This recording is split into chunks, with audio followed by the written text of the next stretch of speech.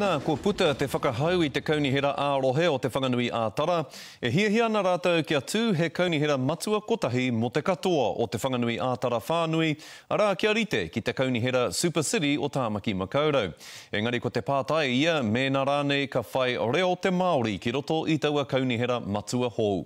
Kei a Heta Gardner tēnei pūrongo. Ko te whakahau kai te tautoko tia a ngai Māori, engari he ua ka tāia te whakakōrero I aua whakamānawatanga. We've taken the Greater Wellington Regional Council structure Te Upuka, Jane, Annie? Ko ngā ingoa I whakawhiwhiwhi I tōna arero ko te upoko tai ao me te aratahi. Ko ia ngā rōpu tautoko Māori e noho tahi ana ki te kaunihera o Pōneke. E ai ki te hanganga hou ka pērā anō te mana o te Māori a haere ake nei. Arā ko te nui o te mana, ko te kore. Kare kau he tūru Māori I roto I te kaunihera.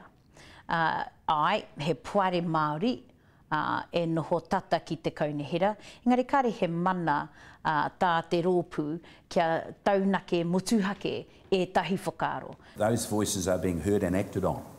So it's not an empty vessel in that those people sit around a table and have a view and it's not acted on the regional council.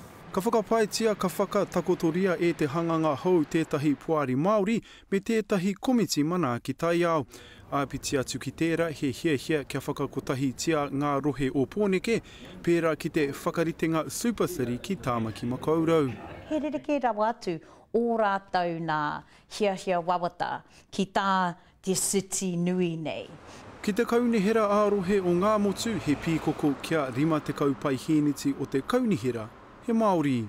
Ki te kore ki te rima te kaupai hiniti, e hika he tūru, e tahi tūru, kia hiki te mana o te reo Māori ki roto I tēnei tu āhuatanga. Ka pōti hia te hanganga hou nei e ngā kainoho o Pōneke, Heta Gardner, Te Karere.